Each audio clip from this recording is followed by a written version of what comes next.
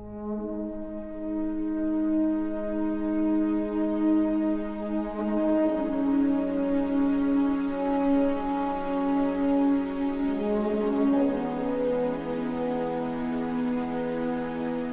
have what I think is an exceptional panel to talk about S&T this morning.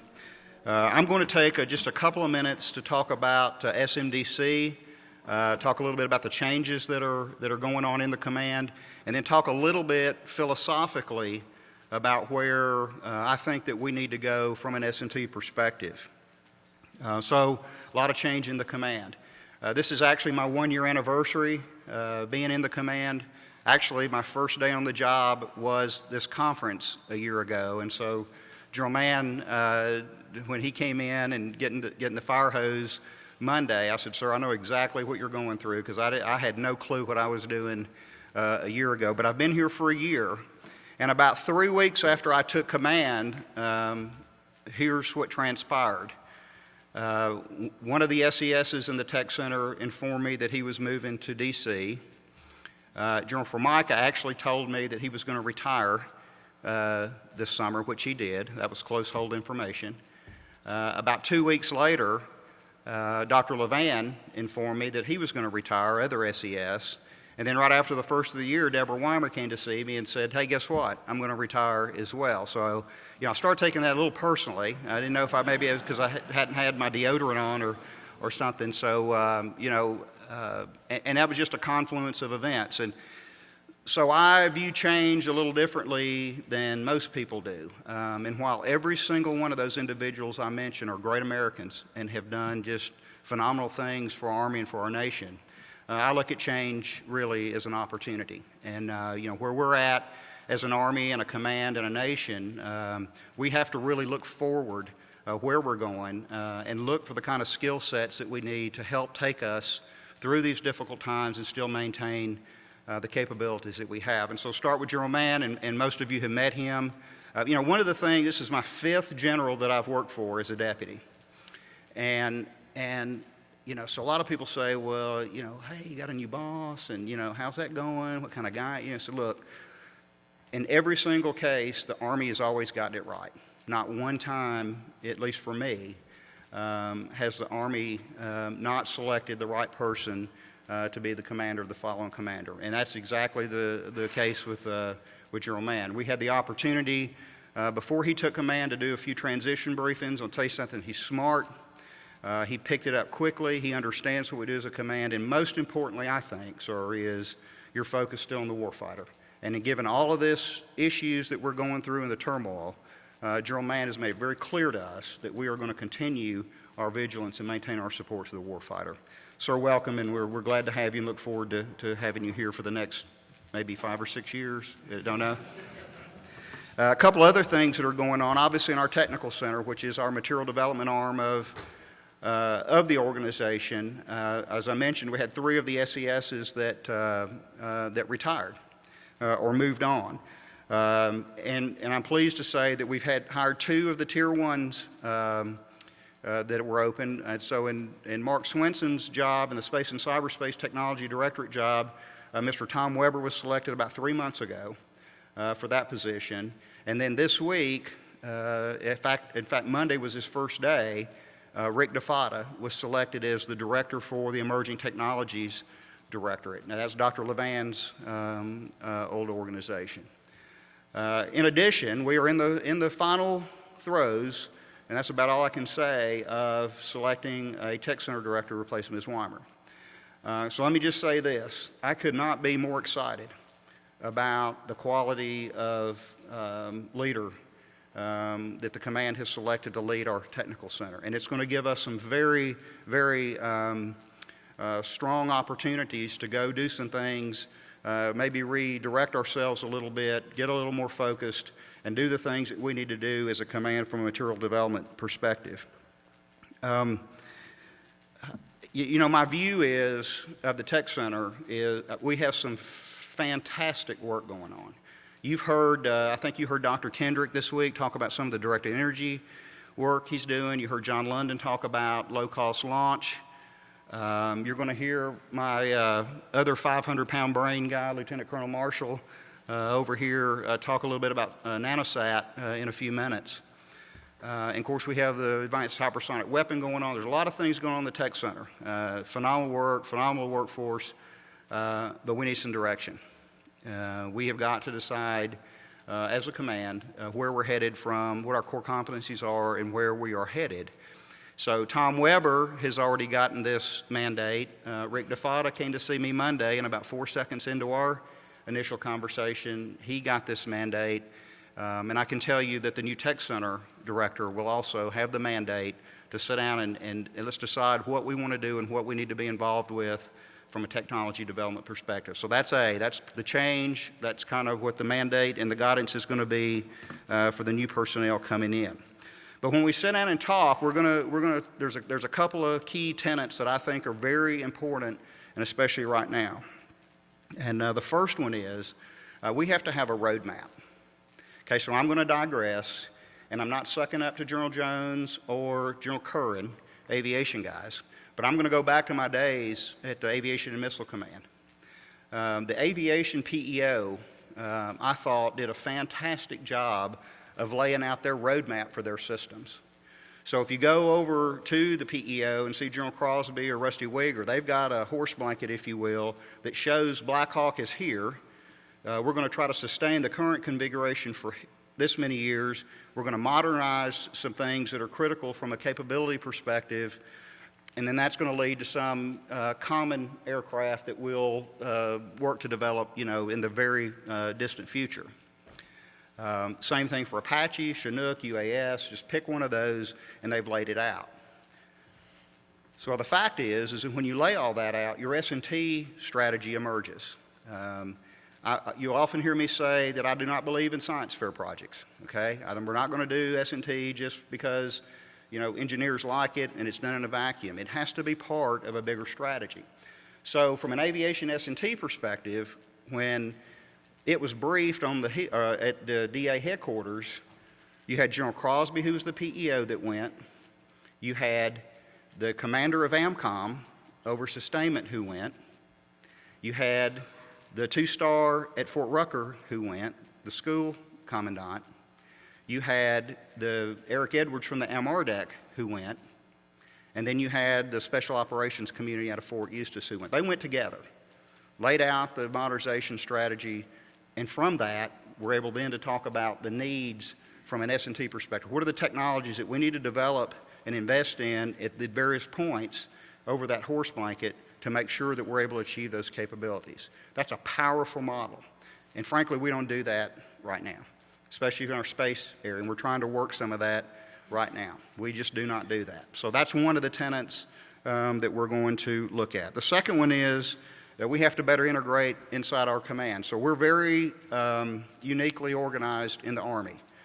We have an operational element, which is Colonel Promotable Farnsworth out in Colorado Springs over the 100th Missile Defense Brigade, the 1st Space Brigade. You've got the Future Warfare Center here, run by Larry Berger. That's our capability development, our doctrinal training, TRADOC type capability. And then, of course, you've got the Material Development Tech Center that does material development in the test. And you have all three of those under one command. That's very rare. If you know the Army structure, that just doesn't happen. Well, we don't take as much advantage of that as we should. We've started paying a lot of attention to that, and it's starting to come together in a couple of areas, and it's very powerful. So for instance, in space, over the last year, Larry's group has been working to develop a space CBA, working with TRADOC and the Army to do it. So we have a Army capabilities-based assessment that includes capability gaps. Here are the kind of capabilities that we need over the future. Here's where our gaps are, and then that identifies our opportunities to fill those gaps with varying solutions. We have to continue to do that. We have to do it for directed energy. We've got to do it as we go through the advanced hypersonic weapon. Whatever technologies we decide that we're going to invest in, we have to look at it from a bigger picture than just doing the technology work. It has to be the doctrinal piece of it, the operational aspect of it. Those must be considered for us to be successful. The third thing is that we have to partner. Okay? SMDC, the Tech Center, we're not an acquisition organization. So I've heard that since I've been in the job. It is not true. We don't claim that. We'll never claim that. We're technology development. But we do need to partner with the acquisition side of the house. And I think General Thurgood is going to talk a little bit about some of the stuff we're doing with them. We have to, as we go through and lay out that roadmap, if you will, we have got to show those transition points into the acquisition world and work with the acquisition community to make sure they get into those right lanes as those technologies mature. We have to partner better with MDA. Quite frankly, you heard Rich Matlock talk about some of the fascinating stuff they've got going on this morning. We have to be a part of that from a missile defense perspective, not being redundant, not taking over anybody's turf or territory, but sitting down with them and say, you know, we've got some pretty good skill sets, expertise in our command that we think can help. NASA, when John London talked, I hope he, on the low-cost launch vehicle, I hope he mentioned that we're partnering with NASA on that. There's actually 4 NASA centers that we're partnering with to do that work. So, and the gist of all this is that Ms. Hugh, I know, is going through the process of racking and stacking priorities from an R&D, S&T perspective inside the Army. I mean, that's not a secret. You heard Mr. Undersecretary Kendall talk about a possible, not to hold him to this, but talking about 20% possible reduction in the investment account, the R&D account. And so you know what's coming. You know they're going to do the racking and stacking. They're going to lay it out and say, okay, what can we afford? And so the key is, what can we afford? It's not how good it is or how sexy it is. It really is, what kind of capability does it provide? How does it fit into the big picture? And then at what cost? And so those decisions are going to be made on those bases. So these 3 things I talked about, which is develop a roadmap, integration inside our command with all of the doctrinal and the operational aspects and the partnering, in my opinion, all 3 have to happen for us to be successful as a command. And so that's going to be our focus as we move forward and as we bring some of the new leadership in place. Okay, so with that, I'm going to introduce our first panel member, who probably doesn't need a whole lot of introduction in this community, Brigadier General Neal Thurgood. To ASMDC, thank you for sponsoring this event. We were talking before the panel, these kind of events are critical to allow the interaction to happen between the government and our industry partners. And I'll talk a little bit about that in a minute. But for those who sponsor this event, for those who took the time and effort to come, we really appreciate that. These venues allow a lot to happen very quickly, and you're a big piece of that for us. To General Mann, Mr. Chronister, thanks for letting us come today as well. And on behalf of the Honorable Heidi Shue, who I'll share some thoughts with, she wanted to pass on her appreciation also for the partnering that's happened in the last 10 years and how that's going to perhaps change in the next 10 years. And I'll talk about some strategic thrusts in that area. And then I want to talk a little bit about the partnership with our industry as we go forward. And I'm going to really talk about that in terms of four main areas. I'm not really going to, with your approval, not really talk about products. We can do that one-on-one if you'd like to. But we'd like to talk about 4 strategic thrusts as we go forward. First, the teamwork. Second, the declining resource era that we're about to enter that most of us have been through before. The partnership that's going to be required, and then the role that FMS is going to play as we go forward. Let me just share with you on behalf of Secretary Shue, she has a very deep and abiding passion for S&T. She is an engineer by trade, probably one of the top 4 or 5, I think, in the world in her domain in engineering expertise. That domain happens to be the missile and space domain. And so from a perspective when you're going to brief her, you better bring a really smart guy with you, because she'll go down to the 5th level of detail in 2 seconds. She's an incredible leader. And she is in the process, as Mr. Chronister talked about right now, going through just simple priorities and gaps. What are the priorities and what gaps are we going to accept?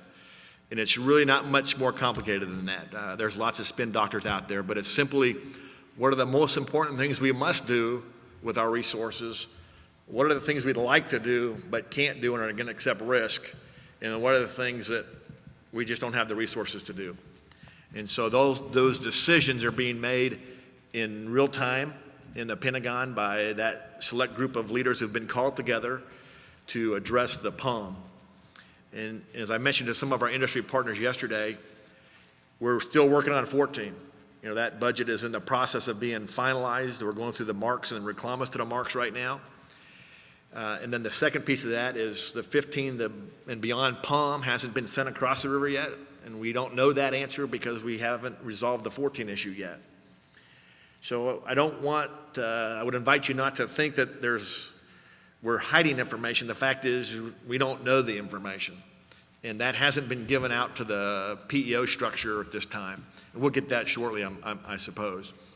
What I would encourage our industry partners to do with our government partners and the teamwork of stakeholders is I'm not convinced that 14 is a good data point to make strategic decisions.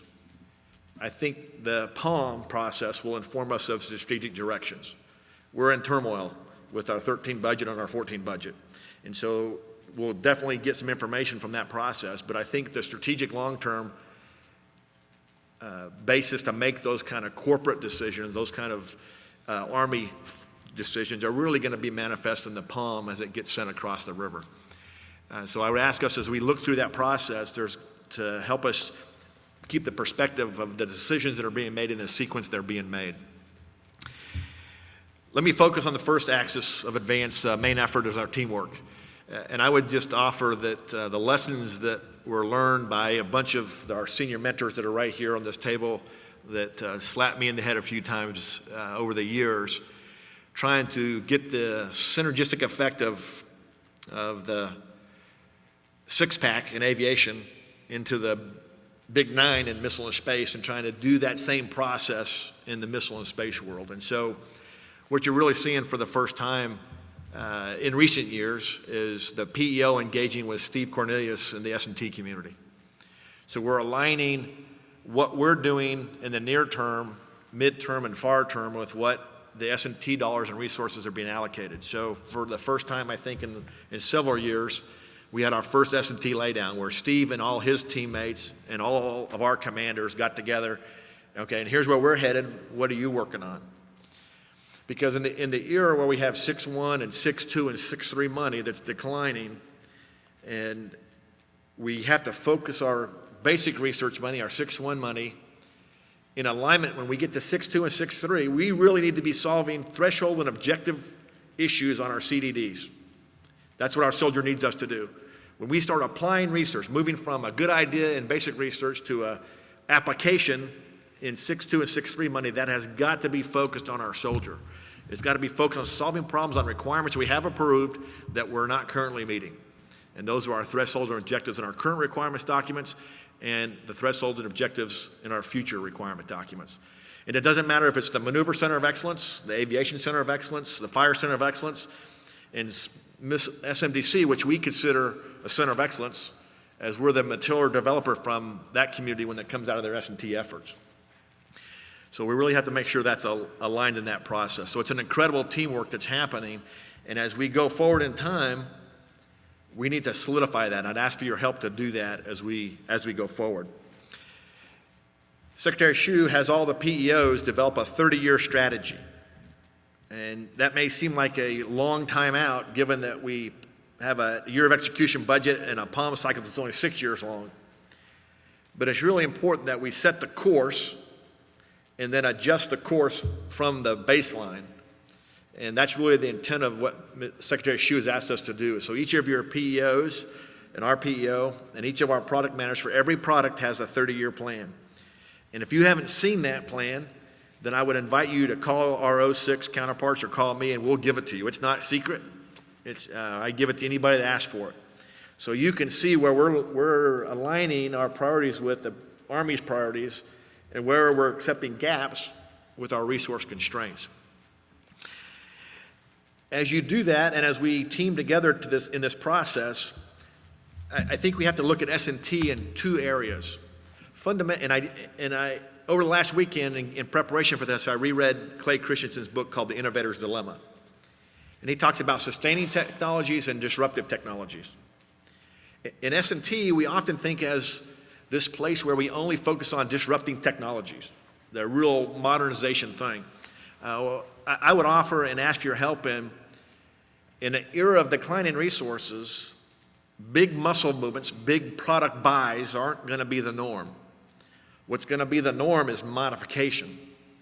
And so there's an S&T effort, and Steve and his team are doing a great job of this, that's really ECPs bringing technology, sustaining technology out of the S&T community into our products. Because while we're out there doing 6-1 efforts on disruptive technology, the enemy still has a vote. And our soldiers are still going to be in the fight, and they're going to be fighting with the equipment they have now.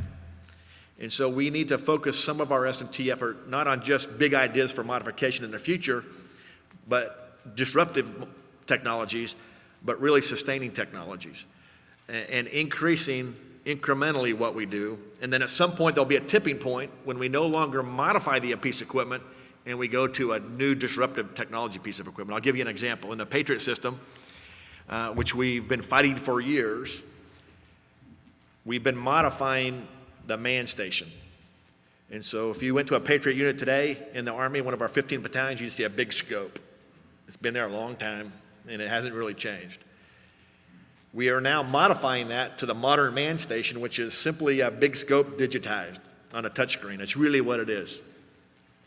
That's a good example of sustaining technologies, applying sustaining technologies to modify our piece of equipment, as opposed to, in the Patriot system, moving from our current radar to a ESA technology.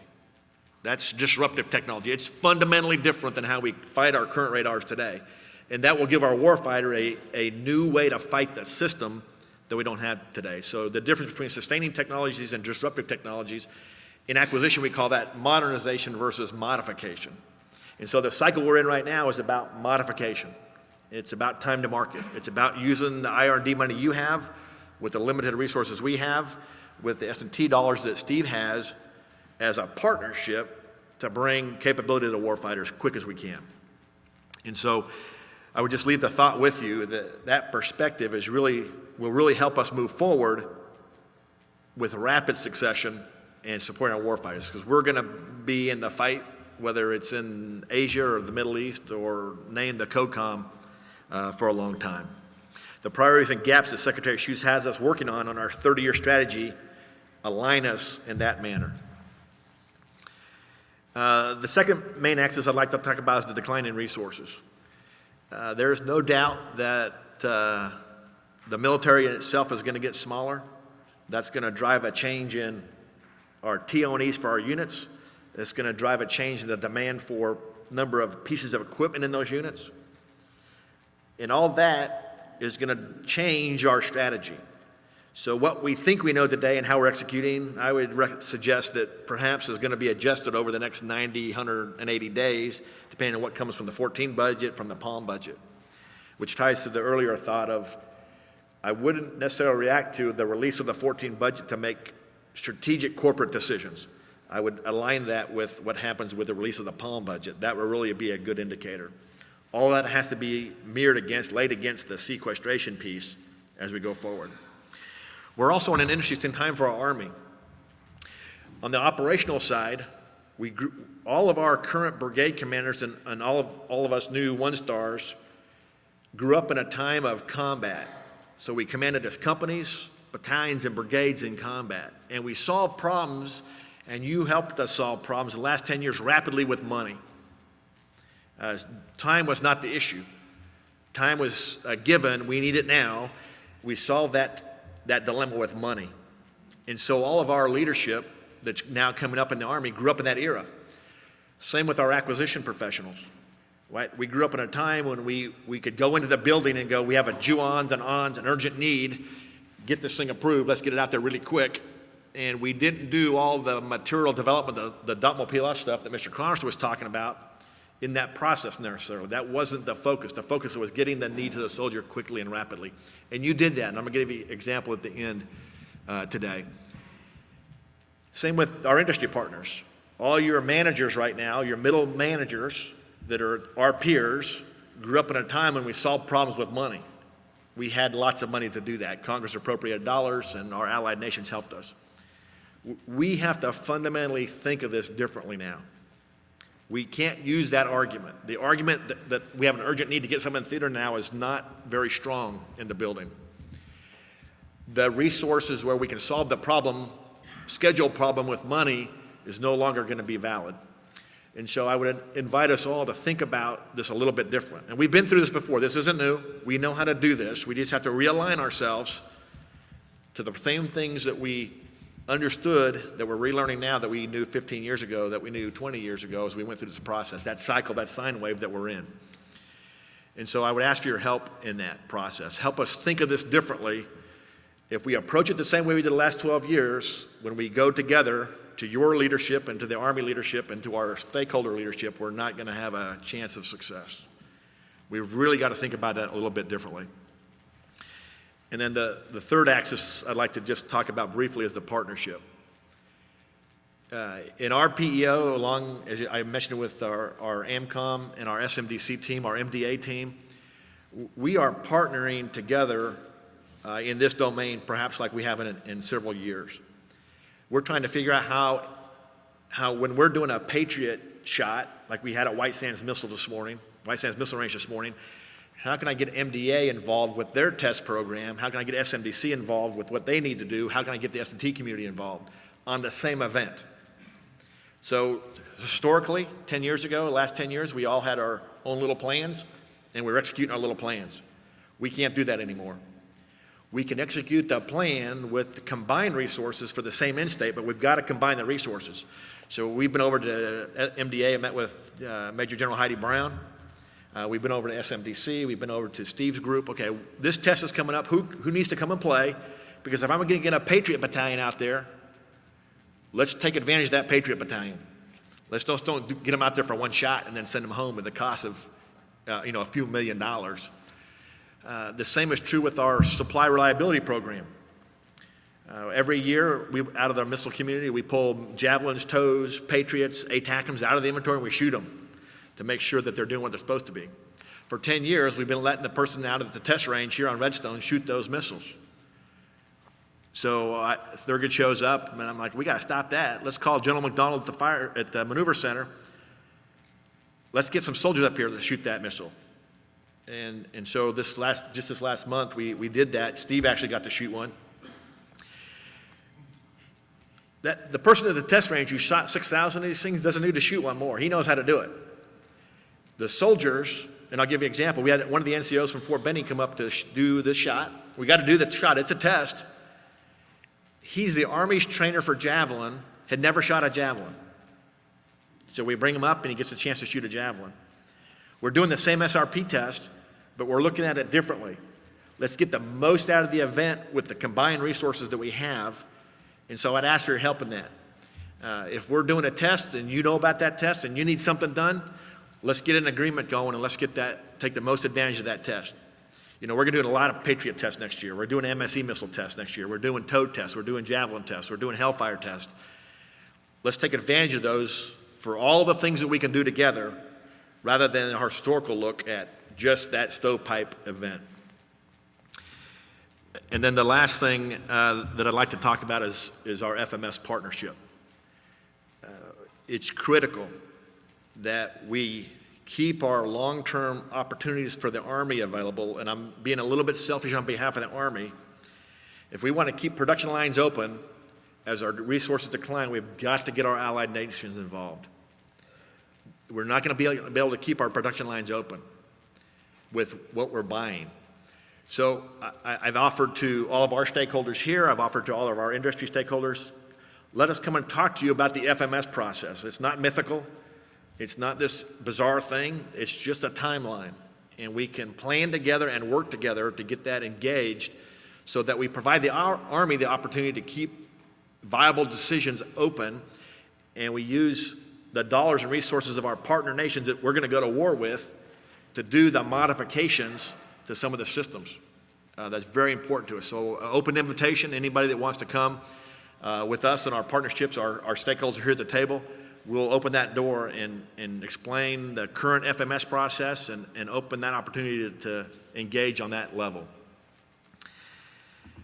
And then let me just close, if I could, sir, with really thank you for all that you've done in the last 10 or 12 years. And I want to just share an example with you. Soldiers use equipment to close with and destroy the enemy. The number one priority in our PEO is soldiers in the fight. I don't care if we have to put every person in this room in a tent in a parking lot. Please bring a sleeping bag. That's what we're going to do to keep our soldiers on the battlefield safe and ready to execute and prosecute the war. Soldiers don't build equipment. That's what we do. And we give them the opportunity to do the mission that our national command authorities give them to do. And I'll give you a perfect example. If you remember about 4 months ago in May, at one of the FOBs in Afghanistan, a rocket came across the berm. And we have a system over there that sees it, and then it sends an audio warning to the soldiers. And we saw the rocket coming across, and the radar saw it. We did the audio warning. It gives the soldiers about 10 or 12 seconds time to get into a foxhole or under a desk or somewhere. Audio went off, and unfortunately, it killed 2 soldiers, 2 lieutenants, that single rocket. It hit their living quarters and killed them. So that's 2 families that are forever changed. 2 moms and dads, 2 spouses, 2 children that don't have a parent to go to a ballet recital or a baseball game. I think about that every day. So while the Army's trying to draw down out of Afghanistan, we're still fielding brand new equipment in our domain into Afghanistan. So we just put a brand new weapon system over there at that same FOB that you built.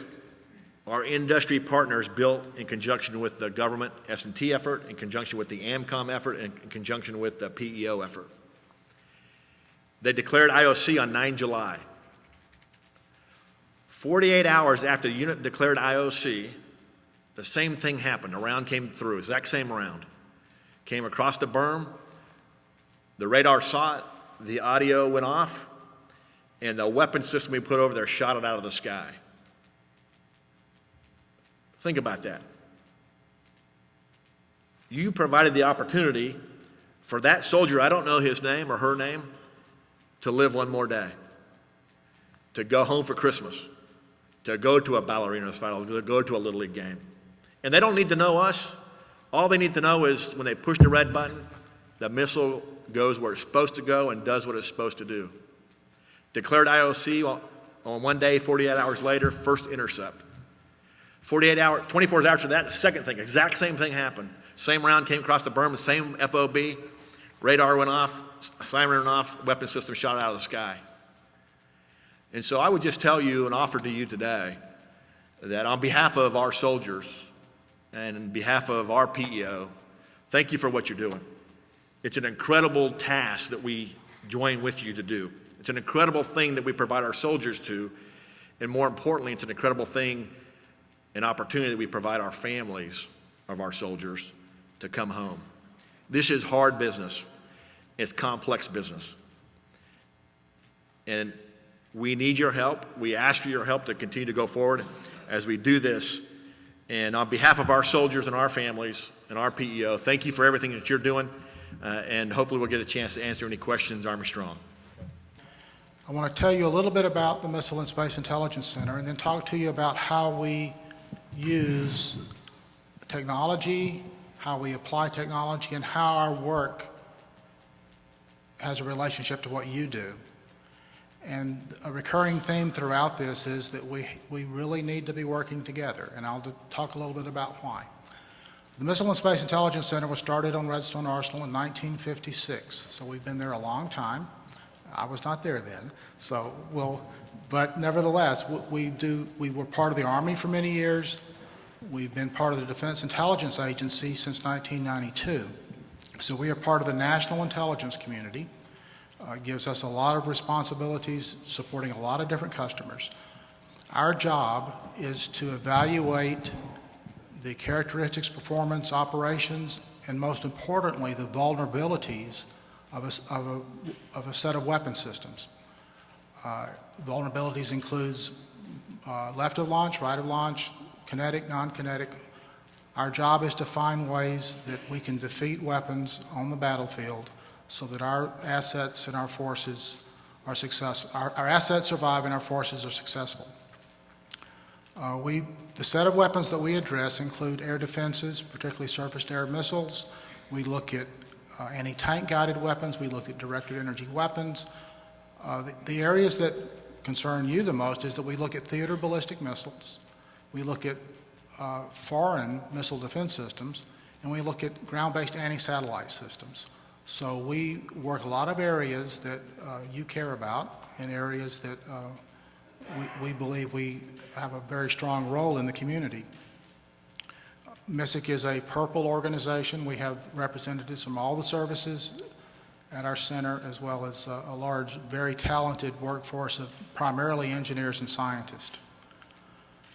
So I want to talk a little bit about how we use technology and why it matters to us. We have to deal with what I call the two-headed monster. And I want to talk about the monster. The first head is that we have to deal with threat technologies. We have to look at foreign technologies that present threats to the United States and our allies. And that is exactly what you think it is. We're studying the technologies that our potential adversaries apply to their weapon systems. We look at their technology base, their design capabilities, their organizations that do design. We look at the application of those technologies within weapons. So it's very important that we understand the technology base that our adversaries have. Part of that involves looking at future threat technologies and future threat weapons capabilities. And this is why it's very important. One of the reasons it's important that we work together. Whether we like it or not, sometimes foreign adversaries do things in response to things we do. And so we try to understand what they're doing, we have to understand what we're doing. It's embarrassing sometimes to find out about what we're doing from foreign sources, but that happens. And unfortunately, for us trying to follow that, there are not as many controls on technology proliferation as there once were. So we have a very talented but small staff that spends their time looking at how technologies are moved around and how they're applied to future weapons capabilities. So in doing that, it's important that we work together. We learn a lot from you. We benefit greatly from being on Redstone Arsenals. Being on Redstone means that not only are a lot of our important customers, like PEO Missiles and Space and MDA and SMDC, but also those same folks are our collaborators. And so it's important that we work together because we've got a very difficult problem addressing the threat and understanding the threat in the future. Now, the second area we use technology is that we have to develop our own capabilities to do analysis. We have to be able to respond to what we see in the threat with analysis capabilities. A lot of times we can take advantage of what the United States R&D community has done, what the United States weapons development community has done when we try to analyze what we observe in a threat. But a lot of times our potential adversaries do things that we would never do. Now, you can argue they're right and we're wrong or vice versa, but nevertheless, sometimes countries will make engineering decisions and we look back and say, wow, how are we going to figure out that? And so we do a lot of applied technology development simply to develop our capabilities to do analysis. So you'll see we do a lot of basic computational capabilities development. So we've done a lot of pioneering work with computational aerodynamics or computational signatures work. We have a very large supercomputer, and high-performance computing is one of our areas that we push because if all else fails, we tend to take a really basic engineering approach and beat the problem to death. And we have run jobs for as long as almost 100 days to solve a problem. But we develop technologies to do that kind of work. The intelligence community as a whole does the same thing. We don't just use U.S. technologies, we develop technologies to accomplish our mission. Now, one of the areas that is very important to us, and this is really where we need to collaborate closely, is that when we're developing our capabilities to do analysis, that includes developing our capabilities to support U.S. programs. And like I mentioned earlier, we hate to find out about U.S. programs from our adversaries because it's important that you work with us. We've got good examples and bad examples of working together. The good examples involve program managers who come to us, or R&D laboratories that come to us 10 years before they're thinking about a weapon, before they even start the program, and they say, you know, we're thinking about doing this, and we know we're going to need intelligence information, we know we're going to need threat information, but this is what we're thinking. In the good examples, organizations have come to us and they say, we're going to need this to make our weapon work. We're going to need this kind of information about the threat. And our response was, well, we don't know how to do that.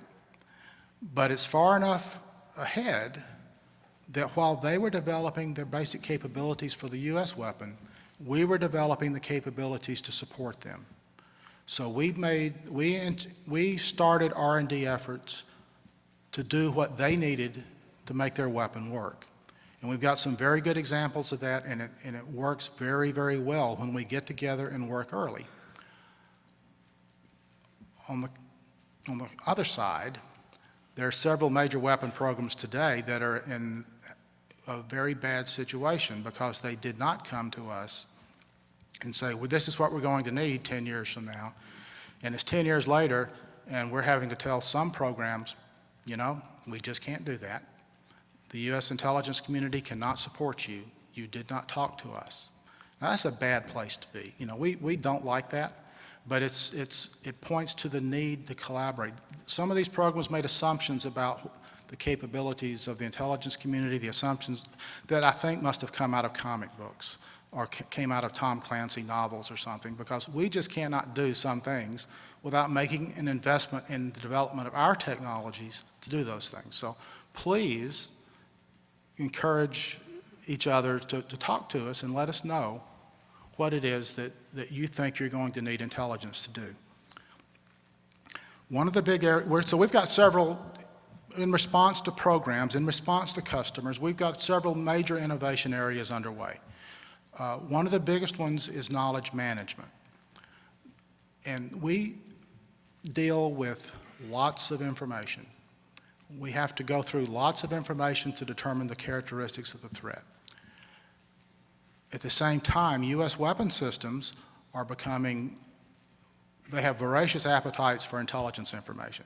And so we are developing very sophisticated methods to not only handle the information that we must use for our job, but we're working on very advanced methods for disseminating information to our customers, the weapons platforms, and the users of our information. So that is one of the big innovation areas for us now. I mentioned earlier we do a lot of computational analysis. The threats don't always have U.S. analogs in terms of how they're being built or the technologies they're applying. So we're always developing new methods to do analysis. A lot of those take advantage of high-performance computing, but that's the second area where we're doing a lot of interesting, innovative technology development.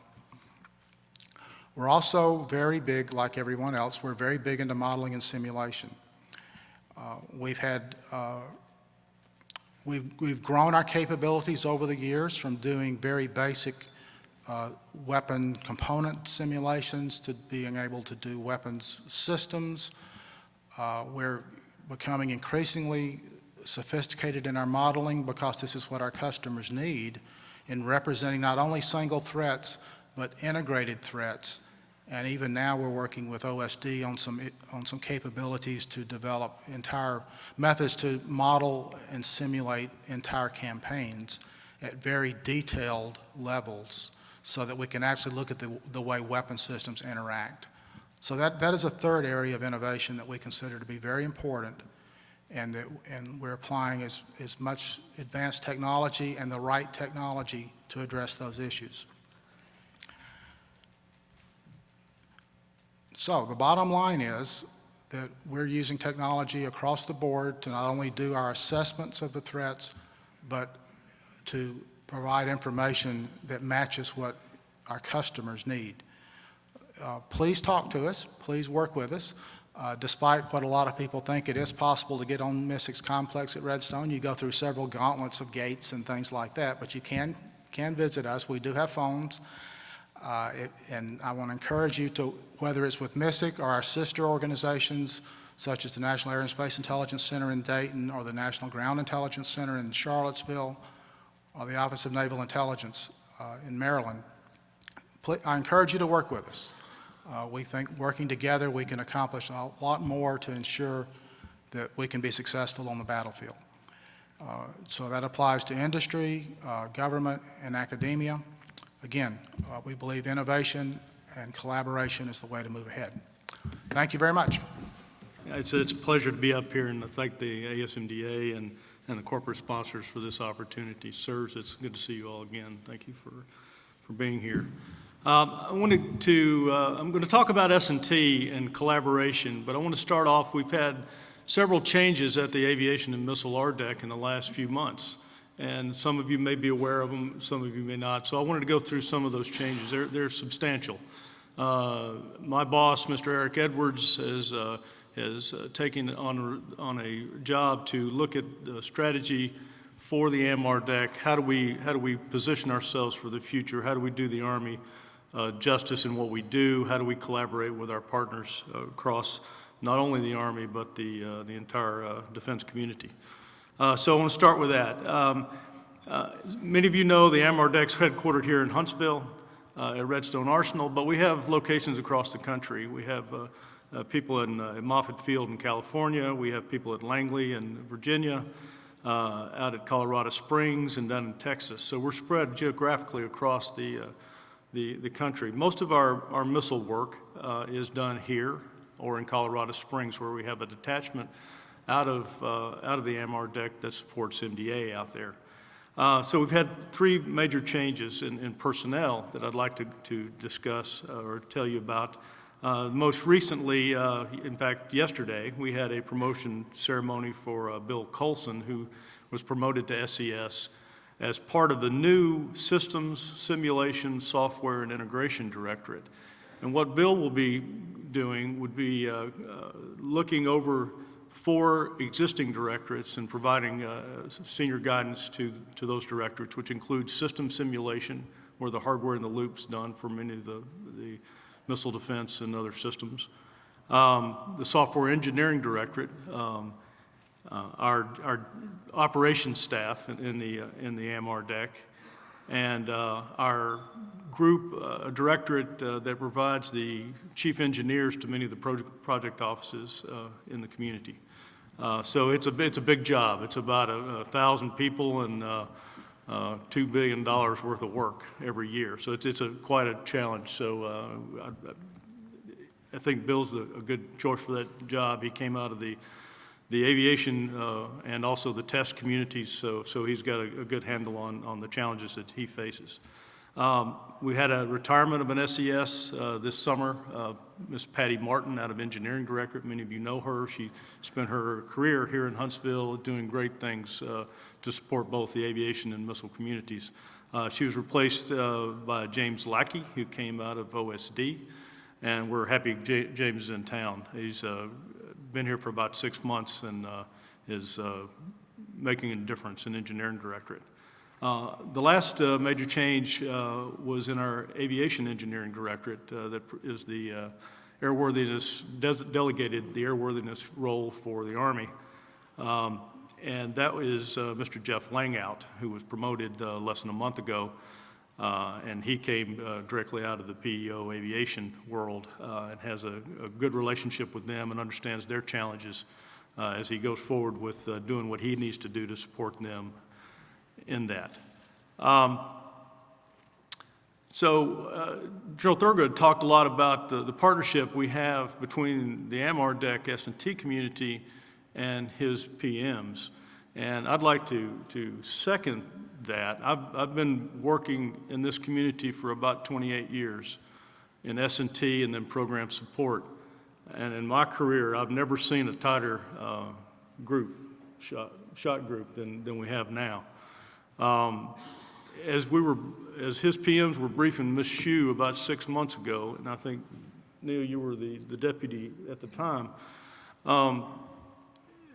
every PM that got up discussed the importance of the S&T collaboration, and that was very gratifying to me because it hadn't always been so. There's been a perception of disconnection, to be honest, across the years in a cyclic manner, but under your leadership, sir, I think there's great things to be gained here. We participated with General Thurgood's people in their 30-year road mapping, where they're laying out how the Army's going to make investments over time for the major systems. We have aligned our S&T directly to those roadmaps. We worked hand in glove with his PMs, his chief engineers and engineers to make sure that that's happened. And it's tight. It changes. It changes as the budget changes, and we're in constant contact with his folks to make sure that we're adjusting to that change. Our customer collaboration, we're moving forward. We're taking a rigorous look at how we do that better. It includes not only General Thurgood's operations, but also the other services, DARPA, our industry partners, including the local industry and the vendor base. We've been participating not only with the 30-year roadmaps and supporting General Thurgood's people and his PMs, but there are communities of interest out in the OSD, DOD that are looking at weapons. I happen to sit on one of the panels for the Army, where we're looking across all the services to make sure we're not making investments twice. So I think that's the PEO chief engineer has been involved in those discussions to make sure that we're making the right investments in S&T. From a AMRDEC standpoint, supporting the PMs, we've really, the PMs have made a lot of investment in the AMRDEC over the years. Hundreds of millions of dollars worth of investment in hardware in the loop facilities, which have really made a big difference in saving the country money. And I'll just mention two of them. There's a Patriot hardware in the loop in our building that we run for the Patriot PM. That he sinks a lot of money into. And before they go test fly a missile out at White Sands, which might cost $20 million, we fly that seeker in our hardware in the loop hundreds of times to make sure that all the software integration is done correctly and all the piece parts are working. And so we calculated how much money that saved the Army, and I'm not going to give it to you in dollars, but I'll give it to you in return on investment. For every dollar the PM has spent over the years in the AMRDEC facilities and people, he's getting a 3-to-1 return. That's a lot of money when you're talking those kind of test costs. Similarly, the THAAD PM has invested in the AMRDEC facilities and people, and the same kind of thing. We're running that seeker before they test every shot. The return on investment on that's a little higher. It's 45-to-1. So I think we've had a long-standing collaboration with PMs, both at the PEO Missiles and Space and also MDA, and we want to continue that because I think there's a good synergy between what we do provide and the leverage we get from working with those PMs. One thing I mentioned, we're in a lot of places across the country, and in three of those places we're co-located with NASA, and we have a good relationship with NASA, both in the aeronautics, in helicopter design, parachute design in some cases, but also here at Redstone, where we're working hand in glove with the NASA engineers on several things, including structures, navigation, future navigation systems, but also in solid propulsion. We here at Redstone, the AMRDEC and my directorate, we do clean sheet to build rocket motors and fire them, just like the big guys at ATK and Aerojet. We do that to understand what are the processing implications of changes, how do we push technology forward. But a byproduct of that is we have a lot of hands-on capability and knowledge in our workforce of how to design and build rocket motors, just like ATK and Aerojet do. But we bring engineers from other organizations to come over there and learn that lesson as well, and it's a good opportunity. We've had MDA engineers, young engineers out of their shops, and also out of NASA to come over and understand what are the intricacies of rocket motor design, so when they go back to their organizations, they can make good buying decisions or good advice to their PMs. So that the government does have a hand in what is being proposed and can make a good investment decision. For MDA, again, we do a lot of simulation work and software work for them, a huge ROI, and we hope to see that grow over the future. The technologies of simulation and even the component technologies between tactical missiles and MDA strategic type assets, while not exactly the same, are very similar in many areas. So we're looking both to Mr. Matlock and the other two-letter agencies to increase our collaboration. Things that they're doing will help us in the Army. Things that we're doing may help them in MDA. So we're continuing to look at that. So in missile technology in general, I'm going to hit just a few highlights for this year. About 4 years ago, we made a deliberate decision to do capability-based planning. I have, under my S&T portfolio, there's basically 4 major groups of effort. The first one is ground tactical. We call ground tactical, you might know it as close combat. It's toward the Maneuver Center of Excellence down at Fort Benning. And so we're looking at upgrades to the shoulder-fired missiles, TOW and Javelin, as the General mentioned earlier, but also looking forward, what are the next things that are going to be needed? One in particular we're kind of proud of, and in coordination with the Close Combat Weapons System, we have an S&T program called LMAMS. It's the Lethal Miniature Aerial Munition System. It's a small missile that the soldiers would carry. It's 5 pounds, but it allows him to return fire from defilade, or from when he's under attack, can't stick his head up to return fire with direct fire weapons. So we had an S&T program to do that. There's some industry concepts out there right now that are being evaluated in theater.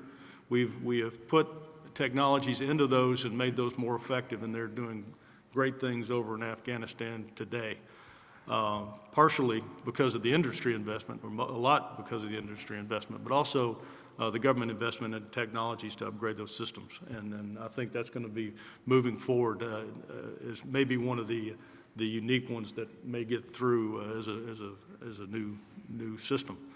So that's in ground tactical.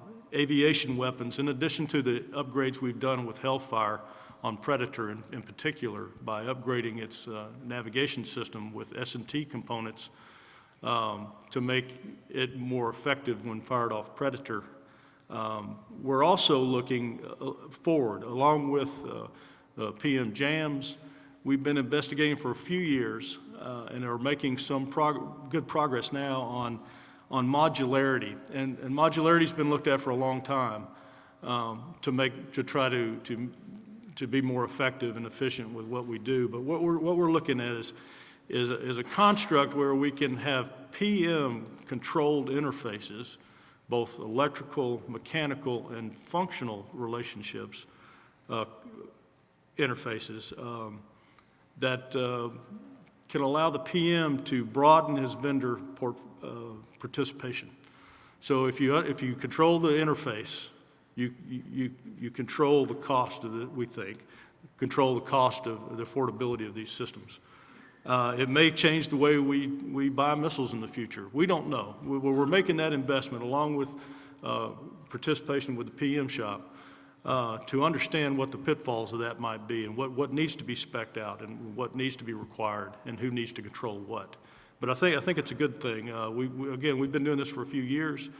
We're making some progress, and now the Air Force down at AFRL, Eglin, has come to us to partner in that. They see the same thing, and they want to see how we can move forward together. So I think it's something that it will emerge over time. Whether it's successful or not, yet to be seen, but it does show good promise. The last two we call protection, which includes air defense and area protection, and long-range fires. We're paying particular attention to in the S&T, along with the 30-year plans and the plans for the PMs over at Missiles and Space. These two kind of stand out. We've made good investments in maneuver infantry weapons, and we will continue to do that, and aviation weapons. These two are a little different. With the change in strategy for the Defense Department, these two kind of pop out as things that we need to spend a little time thinking through.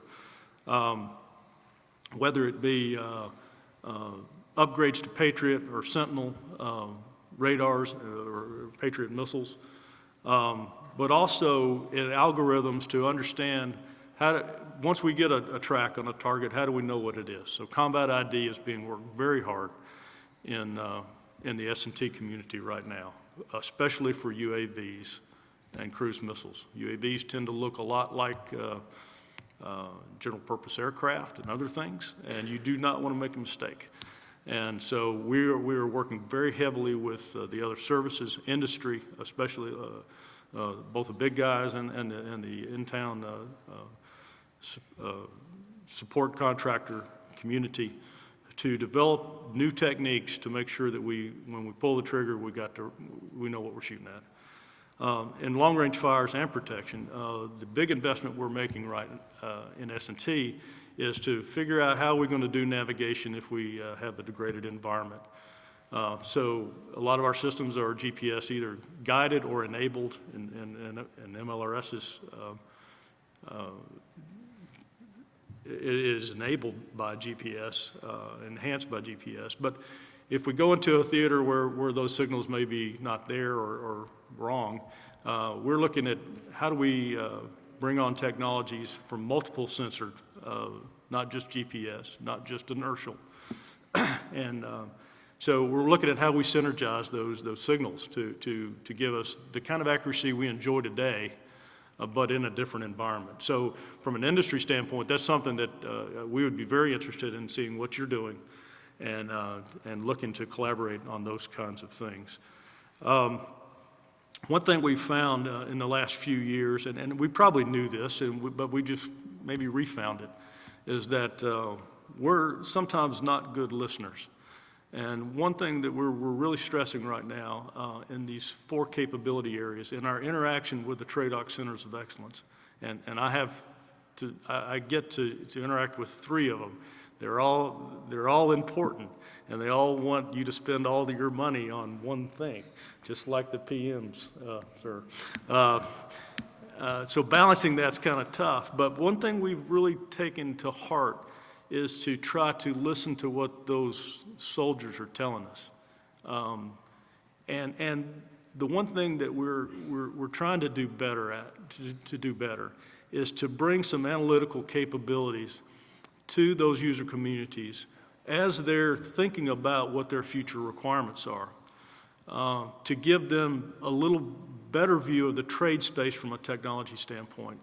You can make a good decision on a requirement that may keep you from having an upgrade in the future. And that's one thing we'd like, at least for them to see the analytics behind, to understand the implications of some of the choices they may make. It's their decision, obviously, which way they go, but we just want to make sure that we give them some help to let them understand what that might mean for the next generation of soldiers.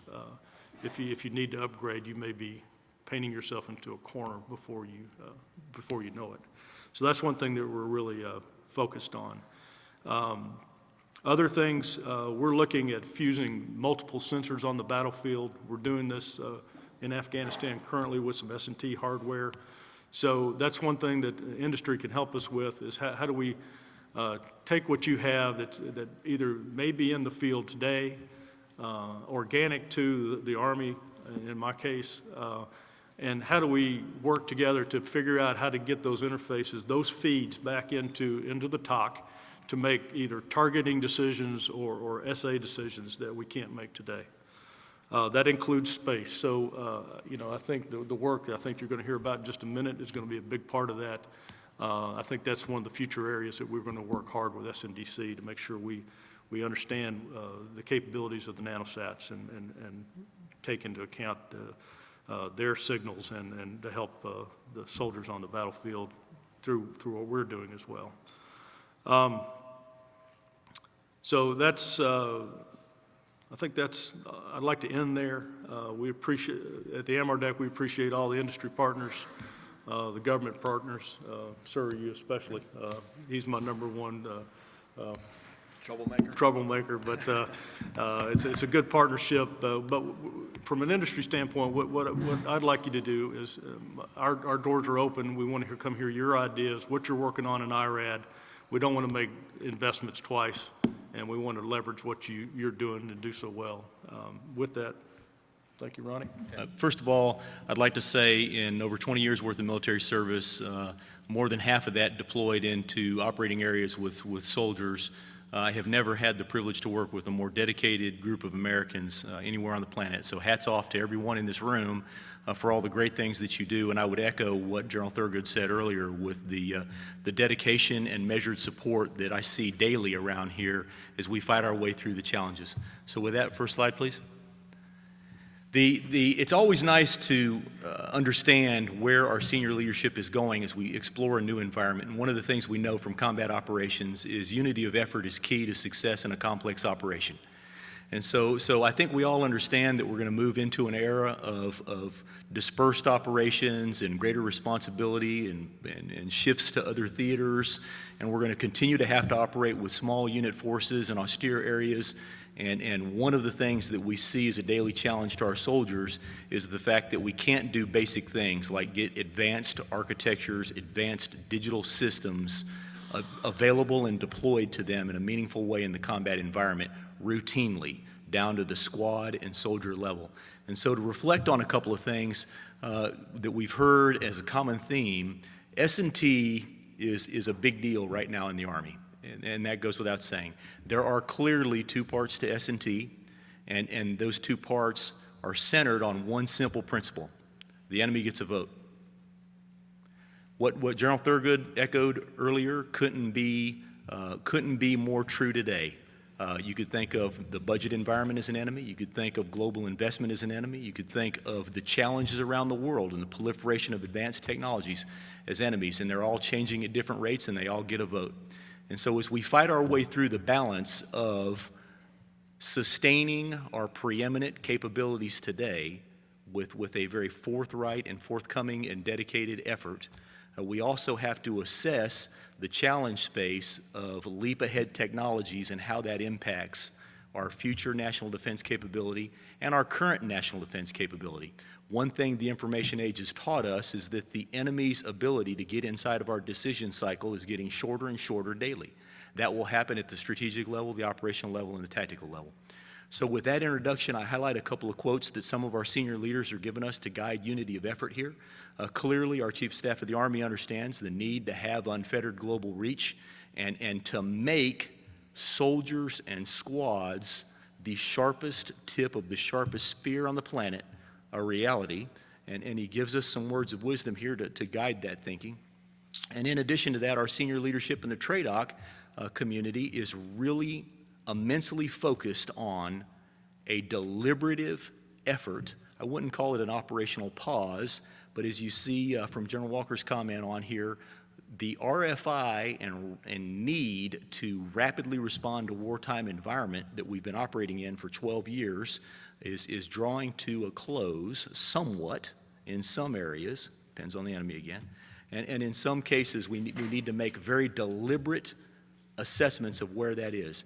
So to talk to that for just a second, I have been involved for the past 2 years with most of these efforts, and I've been involved for the past year with many major events at the Army staff level in conjunction with General Thurgood and the folks in this room as well. We are all working 30-year roadmaps at the ASALT level. Many of us have briefed those to Ms. Hsu. We are all working portfolio strategies across the entire Army, strategies that march through multiple FIDIPs and assess where we need to be tomorrow in sustained current capability and where we need to be 20 and 30 years from now to ensure sustained U.S. national defense in the face of the changing global environment. Wow, can you believe the relevance and the importance of what we've had with this panel? Thank you so much, gentlemen, for the insights. As many as we've been to, this has got to be one of the most impressive sessions, I think, in terms of what people have got to be interested in, and you see by the audience that they've been very attentive. So we're grateful to all of you for bringing this important part to our symposium. Now we call it a symposium, excuse me. But here to deliver some final remarks is our industry co-chair, Major General retired John Hawley from Lockheed. I'd like to thank each and every one of you for participating. Hopefully you found this to be a professionally enriching experience, and I think this last panel that we had is certainly indicative of the kind of quality of speakers that we have had throughout the symposium, as well as the quality of the information exchange, which is what the symposium is all about. I'd just like to echo my thanks for your participation, and a special thanks for the various committees, all of the volunteers and crews that helped to make this a very successful event. With that, we are adjourned. Thank you. Travel safely.